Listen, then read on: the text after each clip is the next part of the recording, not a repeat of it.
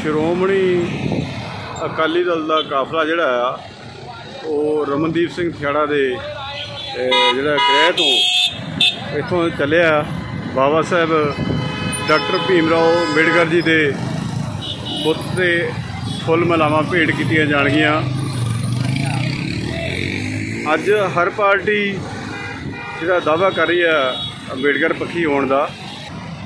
ਸੰਸਦ ਮੈਂਬਰ ਸਾਬਕਾ ਸਰਦਾਰ ਪ੍ਰੇਮ ਸਿੰਘ ਚੰਦੂਮਾਜਰਾ ਜੀ ਤੇ ਉਹਨਾਂ ਦੇ ਨਾਲ ਇਸ ਗੱਡੀ ਦੇ ਵਿੱਚ ਬਿਰਾਜਮਾਨ ਹਨ ਸਰਦਾਰ ਜਰਨੈਲ ਸਿੰਘ ਬਾਹਰ ਜੀ, ਹਲਕਾ ਇੰਚਾਰਜ ਸਰਦਾਰ ਜਰਨੈਲ ਸਿੰਘ ਬਾਹਰ ਜੀ ਤੇ ਹਰਿੰਦਰ ਸਿੰਘ ਚੰਦੂਮਾਜਰਾ MLA ਉਹ ਵੀ ਨਾਲ ਹਨ।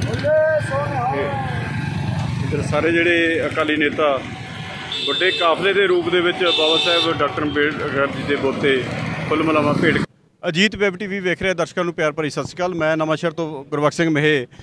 ਇਸ ਵੇਲੇ ਅਸੀਂ ਮੌਜੂਦ ਹਾਂ ਬਾਬਾ ਸਾਹਿਬ ਡਾਕਟਰ ਭੀਮ ਰਾਓ ਅੰਬੇਡਕਰ ਜੀ ਦੇ ਸਟੈਚੂ 'ਤੇ, ਜਿੱਥੇ ਸ਼੍ਰੋਮਣੀ ਅਕਾਲੀ ਦਲ ਦੇ ਆਗੂ ਤੇ ਵਰਕਰ ਸਰਦਾਰ ਪ੍ਰੇਮ ਸਿੰਘ ਚੰਦੂਮਾਜਰਾ ਜੀ ਸਾਬਕਾ ਸੰਸਦ ਮੈਂਬਰ, ਉਹਨਾਂ ਦੀ ਅਗਵਾਈ ਦੇ ਵਿੱਚ ਫੁੱਲ ਮਾਲਾਵਾਂ ਭੇਂਟ ਕਰਨ ਲਈ ਪਹੁੰਚੇ ਆ। ਬਾਬਾ ਸਾਹਿਬ ਡਾਕਟਰ ਭੀਮ ਰਾਓ ਅੰਬੇਡਕਰ ਜੀ ਜਿਨ੍ਹਾਂ ਦਾ 14 ਅਪ੍ਰੈਲ 1891 ਨੂੰ ਮਹੂ ਛਾਉਣੀ, ਜੋ ਕਿ ਬੜੌਦਾ ਦੀ ਉਸ ਵੇਲੇ ਛਾਉਣੀ ਸੀ, ਉਸ 'ਤੇ ਜਨਮ ਹੋਇਆ, ਜਦ ਕਿ ਪਿਛੋਕੜ ਉਹਨਾਂ ਦਾ ਜਿਹੜਾ ਮੱਧ ਪ੍ਰਦੇਸ਼ ਮਹਾਰਾਸ਼ਟਰ ਦਾ ਸੀ। ਅਤੇ ਉਹਨਾਂ ਨੇ ਜੋ ਬਚਪਨ ਦੇ ਵਿੱਚ ਤੰਗੀਆਂ ਤਰੁਸ਼ੀਆਂ ਦੇਖੀਆਂ, ਉਸ ਤੋਂ ਬਾਅਦ ਵੱਡੇ ਹੋਏ ਸਮਾਜ ਨਾਲ ਵਿਤਕਰਾ ਦੇਖਿਆ। ਉਸ ਵੇਲੇ ਬਾਬਾ ਸਾਹਿਬ ਡਾਕਟਰ ਭੀਮ ਰਾਓ ਅੰਬੇਡਕਰ ਜੀ ਦੁਨੀਆ ਦੇ 6ਵੇਂ ਪੜ੍ਹੇ ਲਿਖੇ ਨੌਜਵਾਨ ਸਨ ਅਤੇ ਉਹਨਾਂ ਨੇ ਆਪਣੇ ਸਮਾਜ ਲਈ ਇੱਕ ਸੰਕਲਪ ਕੀਤਾ ਸੀ ਕਿ ਔਰ ਕਿਹਾ ਸੀ ਕਿ ਦਲਿਤੋ ਆਪਣੀਆਂ ਝੁੱਗੀਆਂ ਦੇ ਦੀਵਾਰਾਂ 'ਤੇ ਲਿਖ ਲਓ, ਤੁਸੀਂ ਆਉਣ ਵਾਲੇ ਸਮੇਂ ਦੇ ਜਿਹੜਾ ਹੁਕਮਰਾਨ ਬਣਨਾ। ਅੱਜ ਦਲਿਤ ਸਮਾਜ ਦੇ, ਚਾਹੇ ਪਛੜੇ ਸਮਾਜ ਦੇ, ਜਿਹੜੇ ਲੋਕ ਸਭਾ ਦੇ ਵਿੱਚ ਵੀ, ਰਾਜ ਸਭਾ ਦੇ ਵਿੱਚ ਵੀ ਅਤੇ ਦੇਸ਼ ਦੀਆਂ ਹਰ ਵਿਧਾਨ ਸਭਾ ਦੇ ਵਿੱਚ ਵੀ ਨੁਮਾਇੰਦੇ ਜਿਹੜੇ ਚੁਣ ਕੇ ਜਾਂਦੇ ਆ, ਪਰ ਬਾਬਾ ਸਾਹਿਬ ਦਾ ਸੰਕਲਪ ਜਿਹੜਾ ਉਹ ਪੂਰਾ ਨਹੀਂ ਹੋ ਸਕਿਆ। ਅਤੇ ਅਸੀਂ ਜਾਣਨਾ ਚਾਹੁੰਦੇ ਹਾਂ ਸਰਦਾਰ ਪ੍ਰੇਮ ਸਿੰਘ ਚੰਦੂਮਾਜਰਾ ਤੋਂ, ਇਹਦੇ ਕਈ ਕਾਰਨ ਹੋ ਸਕਦੇ ਨੇ। ਪਹਿਲਾਂ ਤਾਂ ਅੱਜ ਆਪਣਾ ਸ਼ਹੀਦ ਭਗਤ ਸਿੰਘ ਜ਼ਿਲ੍ਹੇ ਦੇ ਸਾਰੇ ਸਾਡੇ ਅਕਾਲੀ ਦਲ ਦੇ ਵਰਕਰ, ਲੀਡਰ, ਖਾਸ ਤੌਰ 'ਤੇ ਸਾਡੇ ਵਿਧਾਇਕ ਡਾਕਟਰ ਸੁਖੀ ਜੀ ਔਰ ਬਾਦ ਸਾਹਿਬ, ਹੋਰ ਸਾਡੇ ਸਾਰੇ ਸੱਜਣ ਆਏ ਨੇ ਫੂਲ ਮਾਲਾ ਲੈ ਕੇ ਡਾਕਟਰ ਭੀਮ ਰਾਓ ਅੰਬੇਡਕਰ ਜੀ ਨੂੰ ਜਿੱਥੇ ਸਤਿਕਾਰ ਭੇਟ ਕਰਨ ਲਈ। ਉਹਨਾਂ ਦੇ ਜਨਮ ਦਿਨ 'ਤੇ ਖੁਸ਼ੀਆਂ ਅਤੇ ਚਾਵਾਂ ਵਿੱਚ ਲੱਡੂ, ਕੇਕ ਕੱਟੇ ਗਏ ਨੇ, ਲੱਡੂ ਵੰਡੇ ਗਏ ਨੇ ਔਰ ਇਹ ਖੁਸ਼ੀ ਅਤੇ ਮਾਣ ਦੀ ਗੱਲ ਆ ਕਿ ਉਹਨਾਂ ਦੇ 130ਵੇਂ ਜਨਮ ਦਿਨ 'ਤੇ ਅਸੀਂ ਮਹਿਸੂਸ ਕਰਦੇ ਹਾਂ ਕਿ ਡਾਕਟਰ ਭੀਮ ਰਾਓ ਅੰਬੇਡਕਰ ਜੀ ਦੀਆਂ ਜਿਹੜੀਆਂ ਕਿਰਤਾਂ ਨੇ, ਉਹਨਾਂ ਦੀ ਜਿਹੜੀ ਸੋਚ ਆ, ਉਹਨਾਂ ਦੀ ਜਿਹੜੀ ਪ੍ਰੇਰਨਾ ਹੈ, ਉਹਨਾਂ ਦੀ ਜਿਹੜੀ ਹਿੰਮਤ ਹੈ, ਉਹਦਾ ਸਦਕਾ ਹੀ ਜੇ ਅੱਜ ਕਿਰਤੀ ਕੰਮ ਮਜ਼ਦੂਰ ਮਿਹਨਤਕਾਰ ਲੋਕ ਸੱਤਾ ਦੀਆਂ ਦਹਲੀਜ਼ਾਂ ਤੱਕ ਪਹੁੰਚ ਸਕੇ ਨੇ, ਜਾਂ ਕਿਸੇ ਤਰ੍ਹਾਂ ਭਾਗੀਦਾਰੀ ਸੱਤਾ ਵਿੱਚ ਮਿਲ ਸਕੀ ਆ, ਜਾਂ ਮੁਲਾਜ਼ਮਤ ਦੇ ਵਿੱਚ ਹਿੱਸਾ ਮਿਲ ਸਕਿਆ, ਜਾਂ ਮੈਂ ਤਾਂ ਇੱਥੋਂ ਤੱਕ ਕਹਾਂਗਾ ਕਿ ਵਿੱਦਿਆ, ਸਿਹਤ ਸੇਵਾਵਾਂ ਅਤੇ ਤੁਰਨ ਫਿਰਨ ਬੋਲਣ ਦੇ ਹੱਕ ਜੇ ਮਿਲ ਸਕੇ ਨੇ ਤਾਂ ਡਾਕਟਰ ਭੀਮ ਰਾਓ ਅੰਬੇਡਕਰ ਜੀ ਦੀ ਬਦੌਲਤ ਆ। ਔਰ ਅੱਜ ਸਾਨੂੰ ਚਿੰਤਾ ਵੀ ਆ ਕਿ ਜਿਹੜੀ ਸੋਚ, ਜਿਹੜੀ ਉਹਨਾਂ ਨੇ ਵਿਚਾਰ ਦਿੱਤੇ ਔਰ ਲਿਖਤੀ ਤੌਰ 'ਤੇ, ਕਾਨੂੰਨੀ ਤੌਰ 'ਤੇ ਸਾਨੂੰ ਹੱਕ ਦਿੱਤੇ, ਉਹ ਸਮੇਂ-ਸਮੇਂ ਹੁਕਮਰਾਨ ਜਮਾਤਾਂ ਨੇ ਉਹ ਹੱਕ ਖੋਹਣ ਦਾ ਯਤਨ ਕੀਤਾ। ਅੱਜ ਵੀ ਕਿਸਾਨ, ਕਿਰਤੀ ਸੜਕਾਂ 'ਤੇ ਕਿਤੇ ਆਪਣੇ ਹੱਕ ਮੰਗ ਰਹੇ ਨੇ ਔਰ ਕਿਤੇ ਮੁਲਾਜ਼ਮ ਦਫ਼ਤਰਾਂ ਅੱਗੇ ਧਰਨੇ ਲਾ ਰਹੇ ਨੇ। ਇਹ ਸਾਡੇ ਲਈ ਚੁਣੌਤੀ ਵੀ ਆ, ਚਿੰਤਾ ਵੀ ਆ। ਔਰ ਅੱਜ ਦੇ ਦਿਨ 'ਤੇ ਅਸੀਂ ਡਾਕਟਰ ਭੀਮ ਰਾਓ ਅੰਬੇਡਕਰ ਜੀ ਦੀ ਸੋਚ 'ਤੇ ਪਹਿਰਾ ਦੇਣ ਦੀ ਪ੍ਰੇਰਨਾ ਕਰਕੇ ਜਾ ਰਹੇ ਹਾਂ। ਡਾਕਟਰ ਸੁਖੀ ਜੀ ਹੈਗੇ ਬੰਗਾ ਤੋਂ ਵਿਧਾਇਕ। ਡਾਕਟਰ ਸਾਹਿਬ, ਤੁਸੀਂ ਛੋਟੇ ਸਮੇਂ ਤੋਂ ਇਸ ਸਮਾਜਿਕ ਪਰਿਵਰਤਨ ਤੇ ਆਰਥਿਕ ਮੁਕਤੀ ਲਹਿਰ ਦੇ ਨਾਲ ਜੁੜੇ ਹੋ, ਪਰ ਸਮਾਜਿਕ ਪਰਿਵਰਤਨ ਤੇ ਆਰਥਿਕ ਮੁਕਤੀ ਲਹਿਰ ਵੀ ਹਲੇ ਨਿਪਰੇ ਚੜ੍ਹ ਸਕਦੀ, ਕੀ ਕਾਰਨ? ਦੇਖੋ, ਬਾਬਾ ਸਾਹਿਬ ਡਾਕਟਰ ਅੰਬੇਡਕਰ ਨੇ ਇਹ ਗੱਲ ਕਹੀ ਸੀ, ਜੋ ਮੈਂ ਸੰਵਿਧਾਨ ਬਣਾ ਕੇ ਚੱਲਾਂ ਉਹ ਦੁਨੀਆ ਦਾ ਸਭ ਤੋਂ ਵਧੀਆ ਸੰਵਿਧਾਨ ਹੈ, ਪਰ ਜੇਕਰ ਕਿਤੇ ਇਹਨੂੰ ਲਾਗੂ ਕਰਨ ਵਾਲੇ ਲੋਕ ਉਹ ਬੇਈਮਾਨ ਨਿਕਲੇ ਤਾਂ ਮੈਂ ਸਮਝਦਾ ਕਿ ਇਸ ਤੋਂ ਮਾੜਾ ਸੰਵਿਧਾਨ ਕਦੀ ਹੋਰ ਬਣ ਨਹੀਂ ਸਕਦਾ। ਮੈਂ ਸਮਝਦਾ ਕਿ 70 ਸਾਲ ਦੀ ਆਜ਼ਾਦੀ ਦੇ ਵਿੱਚ ਜੋ ਬਾਬਾ ਸਾਹਿਬ ਡਾਕਟਰ ਅੰਬੇਡਕਰ ਦਾ ਸੁਪਨਾ ਸੀ ਕਿ ਇਹ ਸੰਵਿਧਾਨ ਲਾਗੂ ਹੋਣਾ ਚਾਹੀਦਾ, ਕਿਤੇ ਨਾ ਕਿਤੇ ਜਿਹੜੀ ਹੁਕਮਰਾਨ ਕਲਾਸਾਂ ਆ, ਜਿਹੜੇ ਉਹ ਜਮਾਤ ਆ ਹੁਕਮਰਾਨ, ਉਹ ਬਾਬਾ ਸਾਹਿਬ ਡਾਕਟਰ ਅੰਬੇਡਕਰ ਦੇ ਸੰਵਿਧਾਨ ਨਾਲ ਉਹਦਾ ਪੱਖ ਨਹੀਂ ਪੂਰ ਸਕੇ, ਉਹਦੇ ਨਾਲ ਕਿਤੇ ਨਾ ਕਿਤੇ ਵਿਤਕਰਾ ਕਰ ਰਹੇ। ਔਰ ਇਸੇ ਕਰਕੇ ਅੱਜ ਜਿਹੜਾ ਸਾਨੂੰ ਜਿਹੜਾ ਦਲਿਤ ਸਮਾਜ ਆ ਜਾਂ ਪਛੜਿਆ ਸਮਾਜ ਆ ਜਾਂ ਗਰੀਬ ਆ, ਉਹ ਇਸੇ ਕਰਕੇ ਅੱਜ ਆਪਣੇ ਹੱਕ ਨਹੀਂ ਲੈ ਸਕਿਆ। ਇਫਟੂ ਪੰਜਾਬ ਦੇ ਪ੍ਰਧਾਨ ਉਹ ਵੀ ਇੱਕ ਵੱਡੇ ਕਾਫਲੇ ਦੇ ਰੂਪ ਦੇ ਵਿੱਚ ਪਹੁੰਚੇ ਆ।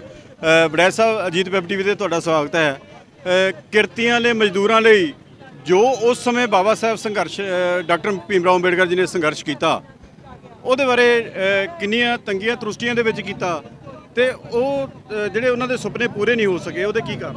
ਦੇਖੋ, ਬਾਬਾ ਸਾਹਿਬ ਨੇ ਜੋ ਸੰਘਰਸ਼ ਕੀਤਾ ਉਹ ਖਾਸ ਕਰਕੇ ਕਿਰਤੀਆਂ ਲਈ ਬਹੁਤ ਵੱਡਾ ਸੰਘਰਸ਼ ਸੀਗਾ।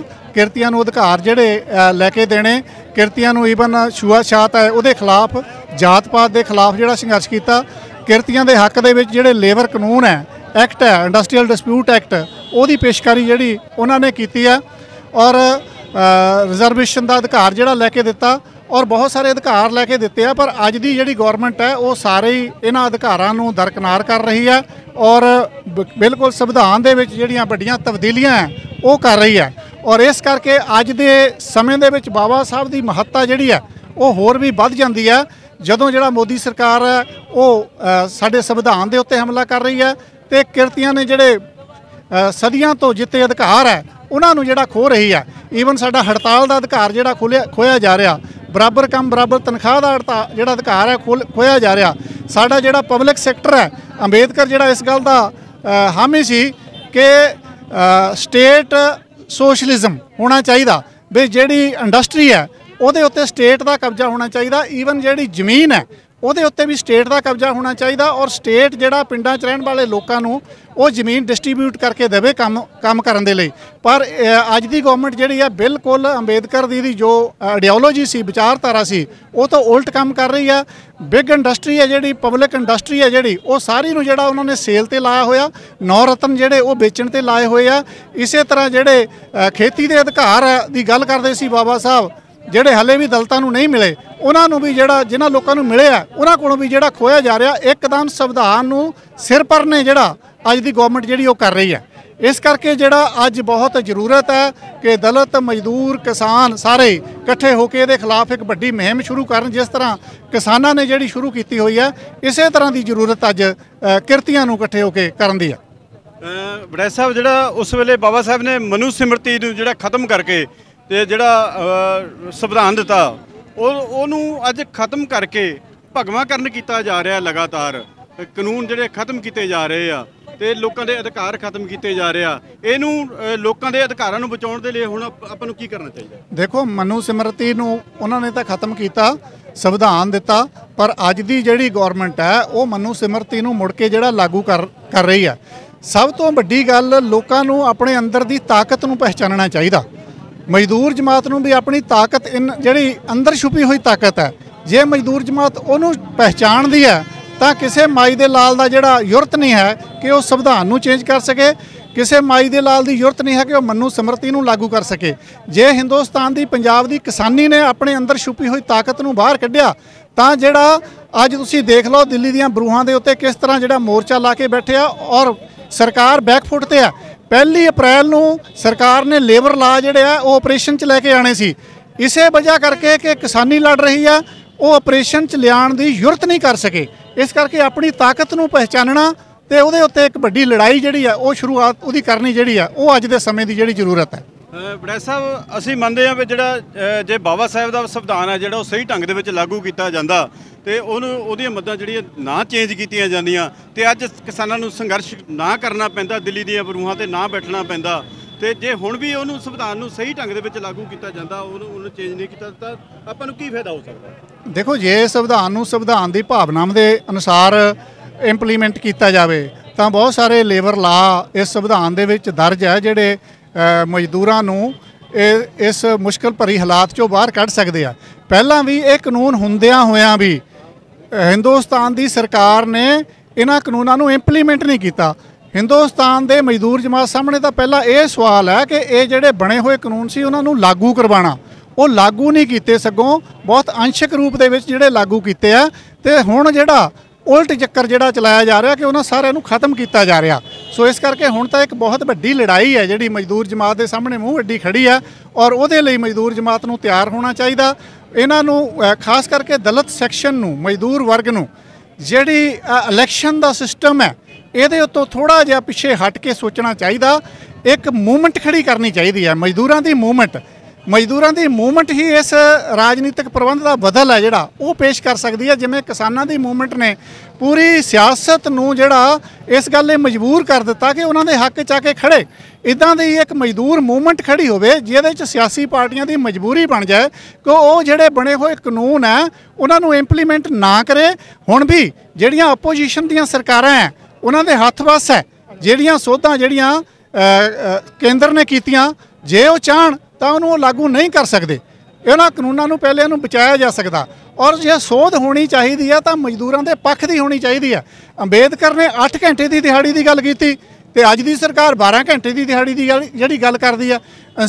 ਅੰਬੇਦਕਰ ਨੇ ਲੇਬਰ ਕੋਰਟ ਦੀ ਗੱਲ ਕੀਤੀ, ਅੱਜ ਦੀ ਜਿਹੜੀ ਆ ਅਦਾਲਤ ਲੇਬਰ ਕੋਰਟ ਨੂੰ ਜਿਹੜਾ ਅੱਜ ਦੀ ਸਰਕਾਰ ਖਤਮ ਕਰਨ ਦੀ ਜਿਹੜੀ ਗੱਲ ਕਰਦੀ ਆ। ਅੰਬੇਦਕਰ ਨੇ ਜਿਹੜਾ ਇੰਡਸਟਰੀ ਨੂੰ ਸਟੇਟ ਦੇ ਅਧੀਨ ਕਰਨ ਦੀ ਗੱਲ ਕੀਤੀ, ਅੱਜ ਦੀ ਜਿਹੜੀ ਸਰਕਾਰ ਹੈ ਉਹ ਇਹ ਸਾਰੇ ਕੁਝ ਨੂੰ ਛੱਡ ਕੇ ਪੂੰਜੀਪਤੀਆਂ ਨੂੰ ਦੇ ਰਹੀ ਹੈ। ਸੋ ਇਸ ਕਰਕੇ ਇਹ ਬਿਲਕੁਲ ਸਾਰਾ ਕੁਝ ਉਲਟਿਆ ਜਾ ਰਿਹਾ। ਸੋ ਉਹਦੇ ਲਈ ਮਜ਼ਦੂਰ ਜਮਾਤ ਨੂੰ ਜ਼ਰੂਰ ਇਹਦੇ ਸੋਚ ਵਿਚਾਰ ਕਰਕੇ ਵੱਡੀ ਮੂਵਮੈਂਟ ਹੈ ਜਿਹੜੀ ਉਹ ਖੜੀ ਕਰਨੀ ਚਾਹੀਦੀ ਹੈ। ਇਹ ਸਨ ਵੱਖ-ਵੱਖ ਜਥੇਬੰਦੀਆਂ ਦੇ ਆਗੂ, ਜਿਨ੍ਹਾਂ ਦੇ ਵਿੱਚ ਸ਼੍ਰੋਮਣੀ ਅਕਾਲੀ ਦਲ ਦੇ ਸਰਦਾਰ ਪ੍ਰੇਮ ਸਿੰਘ ਚੰਦੂਮਾਜਰਾ ਜੀ, ਬੰਗਾ ਹਲਕਾ ਤੋਂ ਵਿਧਾਇਕ ਡਾਕਟਰ ਸੁਖਵਿੰਦਰ ਸੁੱਖੀ ਜੀ ਅਤੇ ਇਫਟੂ ਪੰਜਾਬ ਦੇ ਪ੍ਰਧਾਨ ਕੁਲਵਿੰਦਰ ਸਿੰਘ ਵੜੈਚ ਜੀ, ਜਿਨ੍ਹਾਂ ਨੇ ਬਾਬਾ ਸਾਹਿਬ ਦੀ ਅੱਜ ਬੁੱਤ 'ਤੇ ਫੁੱਲ ਮਲਾਵਾਂ ਭੇਂਟ ਕੀਤੀਆਂ। ਅੱਜ ਲਈ ਸਿਰਫ ਇੰਨਾ ਹੀ। ਹੁਣ ਮੈਨੂੰ ਨਵਾਂਸ਼ਹਿਰ ਤੋਂ ਪੱਤਰਕਾਰ ਗੁਰਬਖਸ਼ ਸਿੰਘ ਮੇਹ ਨੂੰ ਦਿਓ ਇਜਾਜ਼ਤ। ਨਵੀਆਂ ਤੇ ਤਾਜ਼ਾ ਖਬਰਾਂ ਲੈ ਕੇ ਫਿਰ ਜਲਦ ਹਾਜ਼ਰ ਹੋਵਾਂਗੇ। ਤਦ ਤੱਕ ਲਈ ਅਜੀਤ ਦੇ ਸਮੂਹ ਪਾਠਕਾਂ ਨੂੰ ਅਤੇ ਅਜੀਤ ਵੈਬ ਟੀਵੀ ਦੇ ਸਮੂਹ ਸਰੋਤਿਆਂ ਨੂੰ ਪਿਆਰ ਭਰੀ ਸਤਿ ਸ਼੍ਰੀ ਅਕਾਲ ਜੀ। ਦੇਸ਼ ਦੁਨੀਆ ਦੀਆਂ ਤਾਜ਼ਾ ਖਬਰਾਂ ਦੇ ਲਈ ਹੁਣੇ ਪਲੇ ਸਟੋਰ ਤੋਂ ਡਾਊਨਲੋਡ ਕਰੋ ਪੰਜਾਬ ਦੀ ਆਵਾਜ਼ ਅਜੀਤ ਨਿਊਜ਼ ਐਪ। ਹੁਣ ਤੁਹਾਡਾ ਆਪਣਾ ਅਜੀਤ ਹਰ ਸੋਸ਼ਲ ਮੀਡੀਆ ਪਲੇਟਫਾਰਮ ਦੇ ਉੱਤੇ ਉਪਲਬਧ ਹੈ। ਫੇਸਬੁੱਕ ਦੇ ਉੱਤੇ ਹੁਣੇ ਲਾਈਕ ਤੇ ਫੋਲੋ ਕਰੋ ਅਜੀਤ ਦਾ ਅਫੀਸ਼ੀਅਲ ਪੇਜ ਡੇਲੀ ਅਜੀਤ, ਤੇ ਹਾਂ ਨਾਲ ਹੀ ਦੋਸਤਾਂ ਨੂੰ ਪੇਜ ਲਾਈਕ ਕਰਨ ਦੇ ਲਈ ਇਨਵਾਈਟ ਕਰਨਾ ਨਾ ਭੁੱਲਣਾ। ਇੰਨਾ ਹੀ ਨਹੀਂ, ਹਿੰਦੀ ਦੇ ਵਿੱਚ ਖਬਰਾਂ ਵਾਸਤੇ ਲਾਈਕ ਤੇ ਫੋਲੋ ਕਰੋ ਸਾਡਾ ਫੇਸਬੁੱਕ ਪੇਜ ਅਜੀਤ ਸਮਾਚਾਰ ਹਿੰਦੀ। YouTube ਦੇ ਉੱਤੇ ਵੀਡੀਓ ਖਬਰਾਂ ਦੇਖਣ ਦੇ ਲਈ ਹੁਣੇ ਸਬਸਕ੍ਰਾਈਬ ਕਰੋ ਅਜੀਤ ਦਾ official YouTube channel Ajit web TV. ਤੁਹਾਡਾ ਆਪਣਾ ਅਜੀਤ ਹੁਣ ਟਵਿੱਟਰ ਤੇ ਇੰਸਟਾਗ੍ਰਾਮ ਦੇ ਉੱਤੇ ਵੀ ਉਪਲਬਧ ਹੈ। ਟਵਿੱਟਰ ਦੇ ਉੱਤੇ ਖਬਰਾਂ ਦੇ ਲਈ ਫੋਲੋ ਕਰੋ ਡੇਲੀ ਅਜੀਤ, ਤੇ ਇੰਸਟਾਗ੍ਰਾਮ ਦੇ ਉੱਤੇ ਖਬਰਾਂ ਦੇ ਨਾਲ ਵੀਡੀਓ ਦੇਖਣ ਦੇ ਲਈ ਫੋਲੋ ਕਰੋ ਬਲੂ ਟਿਕ ਵਾਲਾ ਸਾਡਾ ਅਫੀਸ਼ੀਅਲ ਚੈਨਲ ਡੇਲੀ ਅਜੀਤ। ਇੰਨਾ ਹੀ ਨਹੀਂ, ਅਜੀਤ ਦੇ ਵੀਡੀਓ ਹੁਣ ਤੁਸੀਂ ਐਪਲ TV ਦੇ ਉੱਤੇ ਵੀ ਵੇਖ ਸਕਦੇ ਹੋ, ਤੇ ਨਾਲ ਹੀ ਅਜੀਤ ਅਖਬਾਰ ਦਾ ਡਿਜੀਟਲ ਐਡੀਸ਼ਨ ਪੜ੍ਹਨ ਦੇ ਲਈ ਡਾਊਨਲੋਡ ਕਰੋ ਅਜੀਤ ਈ-ਪੇਪਰ ਐਪ। ਤੁਹਾਡਾ ਆਪਣਾ ਭਰੋਸੇਯੋਗ ਚੈਨਲ, ਤੁਹਾਡੀ ਆਪਣੀ ਆਵਾਜ਼, ਪੰਜਾਬ ਦੀ ਆਵਾਜ਼ ਅਜੀਤ।